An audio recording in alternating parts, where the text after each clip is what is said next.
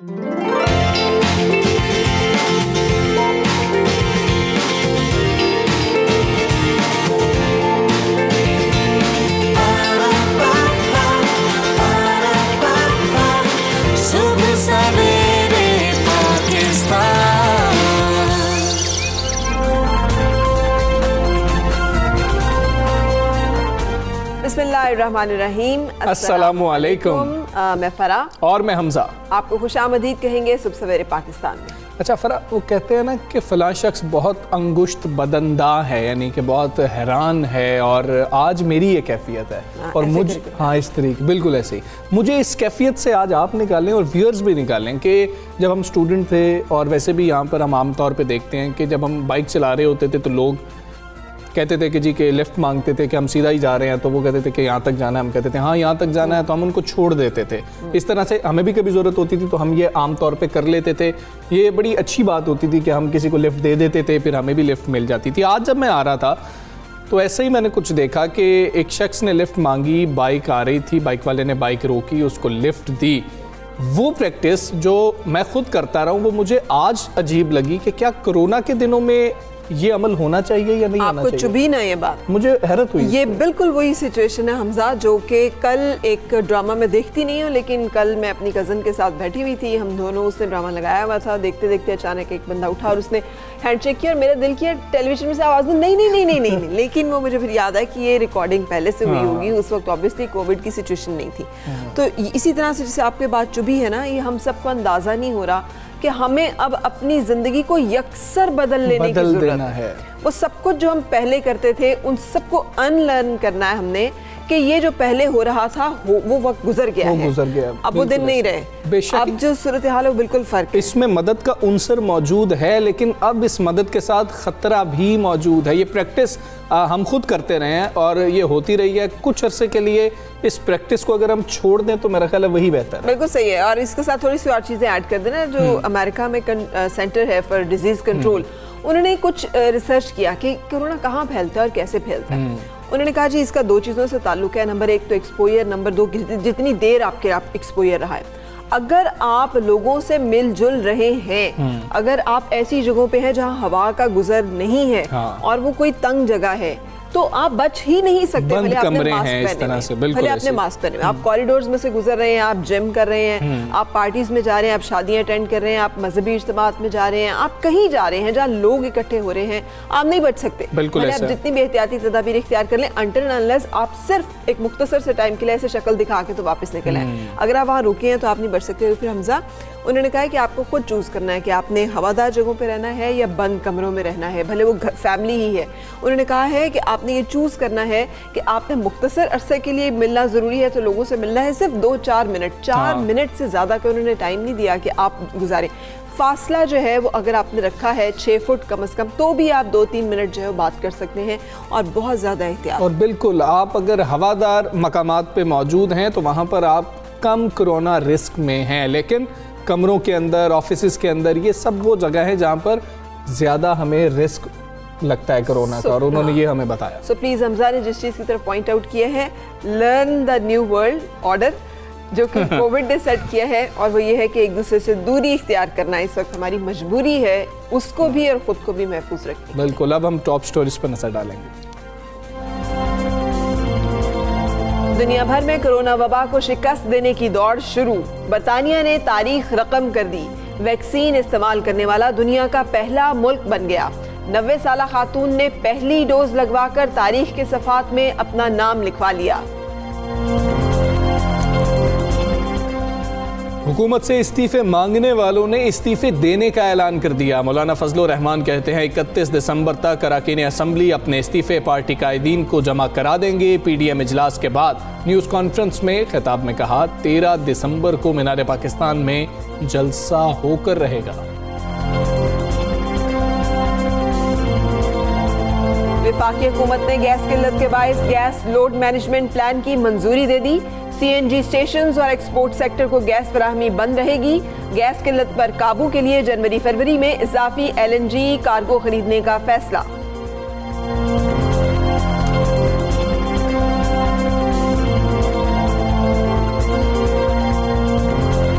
सुरों के के सुल्तान राहत फ़तेह अली खान ने ज़िंदगी की 46 बहारें देख लीं। मौसीकी के घराने में आंख खोली, सुर, संगीत और रागनियाँ उनकी गुट्ठी में शामिल होती गईं। ऑक्सफोर्ड यूनिवर्सिटी से डॉक्टरेट की एजाज़ी डिग्री पाई। यूट्यूब पर 50 लाख से ज़ायद सब्सक्राइबर्स का एजाज़ भी पाया। आज सुबह सवेरे पाकिस्तान में उनकी खुसूसी गुफ्तगू शामिल करेंगे।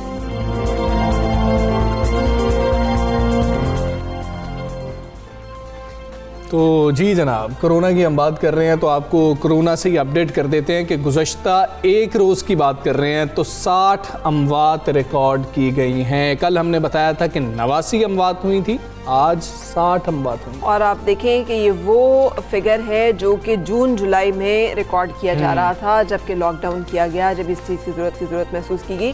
और हमारी ये बर वक्त हिकमत अमली ही थी जिसने हमें मज़ीद नुकसान से अल्लाह के फजल से बचा लिया। लेकिन अब सूरत हाल ये है कि हम कारोबार भी खुला रखना चाहते हैं, और हमारी मजबूरी है, हमने अपने घरों को भी चलाना है, ख़ानदान की कफालत भी करनी है। तो बहुत ज़रूरी है कि हम इन चीज़ों के बारे में एहतियात बरतें। जो आपने सुबह बात की है ना टॉप स्टोरी मतलब ओपनिंग में, हमजा, मुझे तो ड्राइवर के साथ बैठते हुए भी डर लगता है।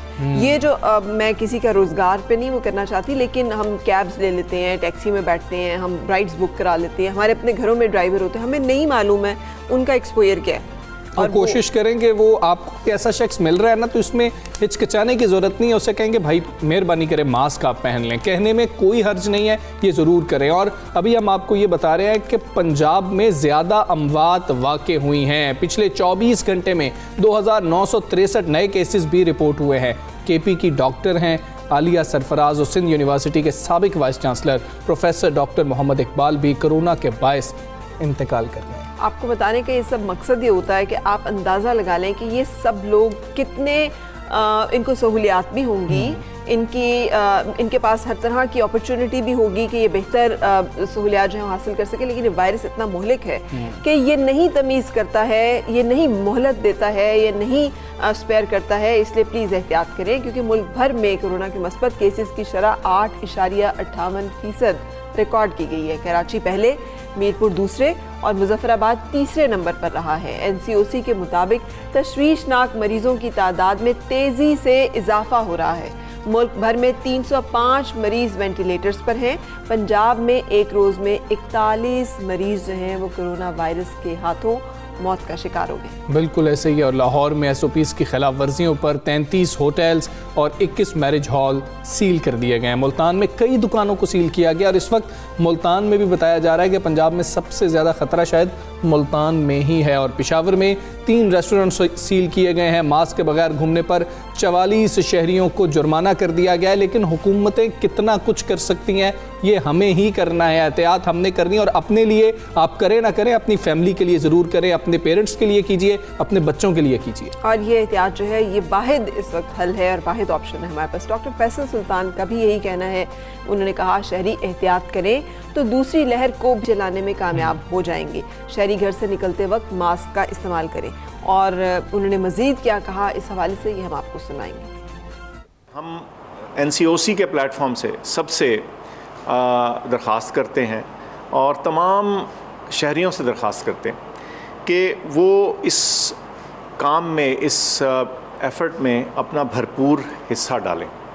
घर से निकलते वक्त मास्क का इस्तेमाल करें, हाथों को धोएं, फासला रखें, हजूम वाली जगह में ना जाएं। इसके साथ साथ हमारी अपील होगी उन तमाम इदारों से जहां कोई शख्स इंचार्ज है, वो तमाम चीज़ जो किसी दायरा इख्तियार में आती है, चाहे वो मार्केट हो, चाहे वो दफ्तर हो, चाहे वो हस्पताल हो, वो तमाम जगहें जो ऑर्गेनाइजेशंस हैं, जो इदारे हैं, जहां एक डिसिप्लिन मेंटेन किया जा सकता है। हमारी अपील उन इदारों के सरबराहान से होगी कि वो अपने दायरा इख्तियार में वो तमाम चीज़ें इम्प्लीमेंट करवाएं। बिल्कुल जी, ये तो पाकिस्तान की हालत है और हमें बहुत ज़्यादा एहतियात करनी है। हम एक चीज़ ऐड करने की इजाज़त दूंगी आपसे यहाँ पे, वो ये है कि जब जैसे हम बात कर रहे थे ना कि गाड़ी में बैठते हैं और हमें डर लगता है कि हमें नहीं मालूम कि जो ड्राइवर है वो या उससे पहले गाड़ी में कोई पैसेंजर बैठा है तो वो इन्फेक्टेड ना हो और मजबूरी हमें लेना है राइड, तो बहुत ज़रूरी है कि हम गाड़ियों के शीशे खुले रखें। हालांकि मौसम सर्द है लेकिन कोशिश करें कि गाड़ी भी वेंटिलेटेड रहे। गाड़ी को बिल्कुल बंद कर देना, हीटर चला के रखना, AC चला के रखना भी एक बहुत बड़ी वजह है इसकी ट्रांसमिशन की। 2 लोग भी अगर गाड़ी में बैठे हुए तो कोशिश करें कि गाड़ी की क्रॉस वेंटिलेशन होती रहे, शीशे खोल लें, मास्क लगा लें, गर्म कपड़े पहन लें, लेकिन इस तरह से अपनी और अब ऐसा मौसम है कि हम ये अफोर्ड भी कर सकते हैं, हम शीशे नीचे कर सकते हैं। और अभी जानलेवा कोरोना वायरस के खिलाफ लड़ते इंसानों के लिए अच्छी खबर यह है कि बरतानिया में कोरोना वायरस की वैक्सीन लगाने का अमल शुरू हो गया है। फाइजर की वैक्सीन की पहली डोज लगवाने का एजाज़ 90 साला मार्गरेट कैनिन ने हासिल किया। और चूंकि मेरी बहन वहाँ पर NHS में काम करती है तो वो बता रही थी कि उन्होंने स्ट्रीमलाइन कर दिया है कि पहले जो है, और वो डॉक्टर्स से भी पहले जो पैरामेडिक स्टाफ है, जिसे आप नर्सिंग स्टाफ कहते हैं, उनको वो पहली डोजेस जो हैं वो लगाने जा रहे हैं। और ये यकीनी तौर पर एक बड़ी कामयाबी है। बरतानिया ने इस वक्त पूरी दुनिया में पहला मुल्क होने का जो है एजाज़, जहाँ पे ये प्रैक्टिकली लगना शुरू हो गई हैं। वस्ती बरतानिया के एक अस्पताल में वैक्सीन लगाई गई। आपके सामने तस्वीर आप देख रहे हैं स्क्रीन पे मनाजिर। ये वो 90 साला खातून है जिन्हें पहली डोज लगाई गई है। और जो इस तरह से एक हिस्टोरिक मोमेंट है, ना सिर्फ बरतानिया के लिए बल्कि इंसानी तारीख के लिए, कि जब ये डोज लगाने की बारी आई तो 90 ईयर्स ओल्ड एक पेशेंट जो है, उस हमारे यहाँ पे क्या होता है, मैंने क्या करना है, मुझे अब क्या ज़रूरत है, बस मेरे तो बस अब चल चलाओ के दिन हैं, बस अब अल्लाह को जो मंजूर वैसे ही। और दूसरी बहुत चीज़ें हैं जो अभी जब हमारी वैक्सीन आएगी तो वो जो मसाइल लोगों के होने वाले हैं ना, बरतानिया भर के अगर हम बात करें तो 70 अस्पतालों में सबसे पहले 80 साल से जो जायद उम्र के अफराद होंगे उनको ये वैक्सीन लगाई जाएगी। तिब्बी अमले को और केयर होम स्टाफ को वैक्सीन लगाई जा रही है। और फाइजर और बायोटेक की बनाई वैक्सीन इब्तदा में 8 लाख लोगों को लगाई जाएगी। और इसमें बरतानिया में लोग खासे खुश हैं, वो बहुत खुश हैं कि अच्छा हुआ कि वैक्सीन आ गई, क्योंकि जब लहर आई थी तो हमने यूरोप में देखा, बरतानिया में देखा कि हालात काफ़ी जो थे वो सख्त हो गए। हाँ, लेकिन ये देखें ना, उन्होंने अपने सीनियर सिटीजन्स को जो 80 साल से या 80 साल से ज़ायद या 80 साल या इसके अराउंड जो लोग हैं उनको प्रायोरिटी दी। फिर केयर होम, उनकी केयर करने वाले जो लोग हैं, उनसे जुड़े हुए जो लोग हैं, उनको उन्होंने पहले प्रायोरिटी दी कि इनको हम पहले सिक्योर करेंगे।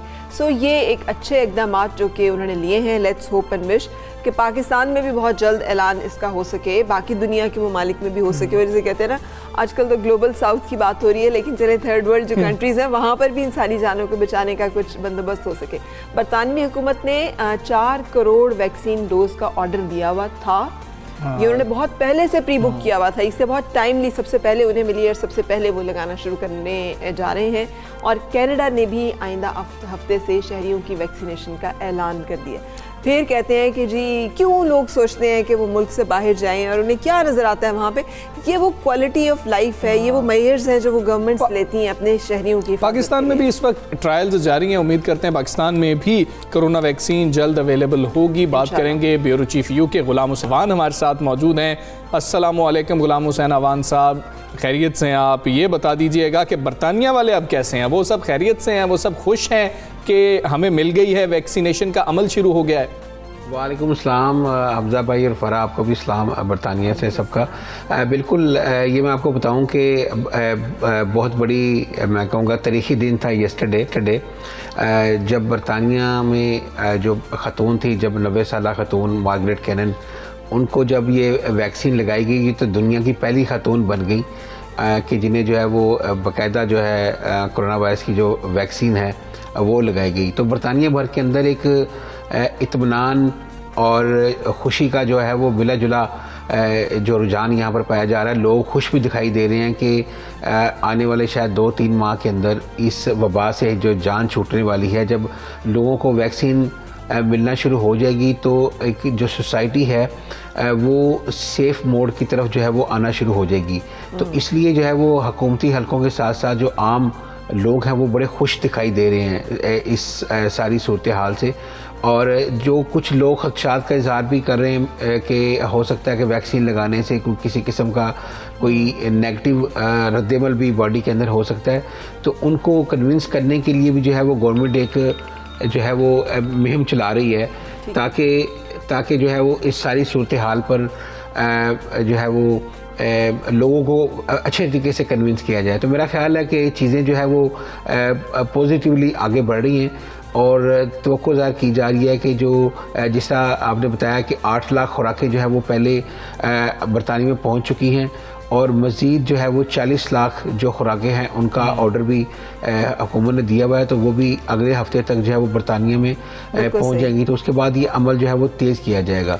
अच्छा, पहले मरहले के अंदर जो है वो एल्डरली जी हम यही सवाल मैं आपसे करना चाह रही थी एग्जैक्टली कि वहाँ पर उन्होंने जो हायरार्की तय की है कि पहले हम 80 साल से ज़्यादा या 80 साल की उम्र तक के जो बुज़ुर्ग हैं उनको लगाएंगे और फिर केयर वालों को जो है उनको लगाएंगे और फिर हम डॉक्टर्स को और हमारे पैरामेडिक्स को लगाएंगे, फ्रंट लाइन जो वर्कर्स हैं हमारे।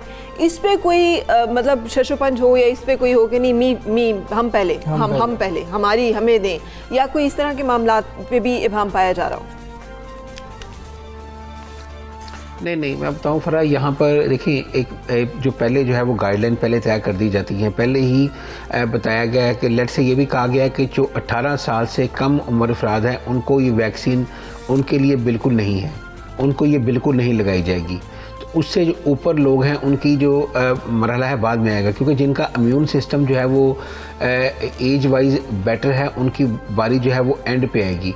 तो इसीलिए पहले जब एल्डरली पीपल को लगेगी 80 से प्लस, उसके बाद एज वाइज कम आएंगे, तो उसके बाद साथ साथ जो है वो जितने भी हेल्थ से रिलेटेड स्टाफ है, चाहे वो डॉक्टर हैं, चाहे नर्सिस हैं, चाहे वो पैरामेडिक्स हैं, उनको जो है वो उसके साथ लगाई जाएगी ये वैक्सीन, और इसकी 2 डोजेज होंगी। बिल्कुल ठीक है गुलाम हुसैन साहब। मैंने ये सवाल इसलिए किया था हमसा क्योंकि मुझे ये याद कि जब पहली लहर आई थी और PPEs नहीं थे और मास्क नहीं थे, और हमारे मुल्क में तो मास्क भी नापैद हो गए थे और एकदम से बाहर से बहुत सारी चीज़ें मंगवाई गई थी, तो फिर हमने देखा कि डॉक्टर्स बेचारे जो हैं वो तो सिंपल मास्क में खड़े हैं, उनके पास तो पहनने के लिए नहीं है, लेकिन जो हमारे आला जो दौरे कर रहे थे ना, जो दौरे कर रहे थे वो मुकम्मल PPE किट में, और उन्होंने N95 लगाया हुआ है और उनके बच्चों ने भी लगाया हुआ है, और उनके घरों में से भी वीडियोस आ रही हैं कि जिसमें बहुत सारे लोग। तो ये सिस्टम जो है ना, ये इंश्योर करना बड़ा ज़रूरी है। बिल्कुल ऐसे ही है, सिस्टम ठीक होना बहुत ज़रूरी है। जिनको ज़रूरत है उन तक वो चीज़ जो है वो पहुँच सके, और उसका इधर उधर जो वो निकल जाती है ना चोर रास्तों से, वो रोका जा सके। हाँ, वो बहुत ज़रूरी है। पाकिस्तान में भी जब वैक्सीनेशन का अमल शुरू हो जाएगा तो उस वक्त हम उम्मीद करते हैं कि जो प्रायोरिटी होगी वो ऐसी बनाई जाएगी जैसे इधर बनाई गई है। और अभी हुकूमत से इस्तीफ़े मांगने वालों ने जो है ना वो खुद इस्तीफ़ों का ऐलान कर दिया कि हम इस्तीफ़े दे देंगे। और इस सारे अमल के अंदर तो नहीं था ना, इस सारे अमल के अंदर मतलब कोरोना की जहाँ पे हम बात कर रहे हैं, हमें अफसोस है कि हमें उन जलसों की बात करनी पड़ रही है जहाँ पे लोग इकट्ठे हो भी रहे। ये अनएक्सपेक्टेड तो नहीं था कि था। अभी इस्तीफे देना बहुत अनएक्सपेक्टेड है कि इस्तीफे देंगे या नहीं देंगे। हाँ। बात करना तो एक्सपेक्टेड था। हाँ, ये जो बात हमसा कह रहे हैं ना, यही असल बात है कि ऐलान तो कर दिया है, लेकिन अब ये कहाँ तक कामयाब हो पाता है, यही वो मरहला है जो कि डिसाइसिव मोमेंट साबित हो सकता है PDM का। मौलाना फजल रहमान का कहना है कि 31 दिसंबर तक अरकान असम्बली अपने इस्तीफ़े पार्टी कायदीन को जमा करा देंगे। PDM इजलास के बाद न्यूज़ कॉन्फ्रेंस से खिताब में कहा कि 13 दिसंबर को मीनार पाकिस्तान में जलसा करके रहेंगे। बिल्कुल ऐसे ही है। मौलाना साहब ने क्या कहा वो सुना देता है।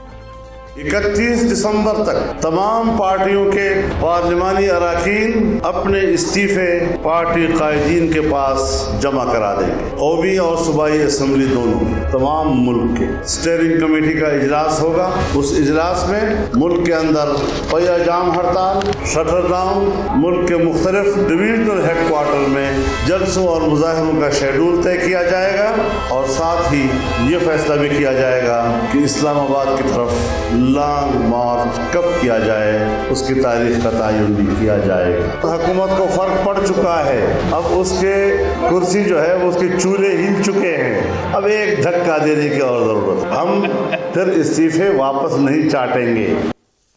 ये कहना था मौलाना फजल रहमान का। इसी सूरत हाल पे बातचीत करेंगे सीनियर तज्ज़ियाकार हारून रशीद साहब से।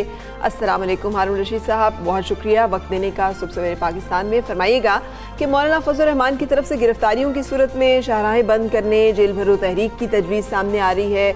मुस्लिम लीग नून और JUIF जो है उसके अरकान तो पार्टी क़यादत को इस्तीफ़े जमा करवा भी रहे हैं। पाकिस्तान पीपल्स पार्टी की क्या सूरत हाल आप देखते हैं और हालात को किस तरफ जाते आप देख रहे हैं? देखिए, ये शायराएं तो कुछ न कुछ वो बंद कर सकते हैं, सारी बंद नहीं कर सकते। जेल भरो तहरीक नहीं चल सकती, इसलिए कि नून लीग मरकजी पार्टी है और उसका मिजाज नहीं है जेल भरना। ऐसे लोग मुयस्सर नहीं होते।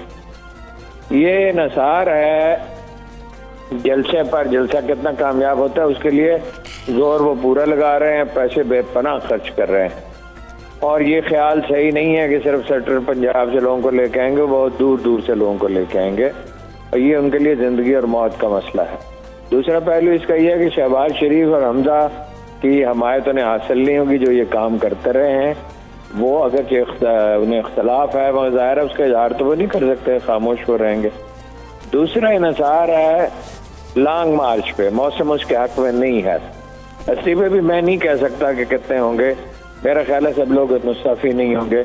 हाँ, पीपल्स पार्टी एग्री कर भी ले और पीपल्स पार्टी बातचीत भी करती रहती है इस्टेब्लिशमेंट के साथ, लिहाजा वो यकीन से नहीं कहा जा सकता।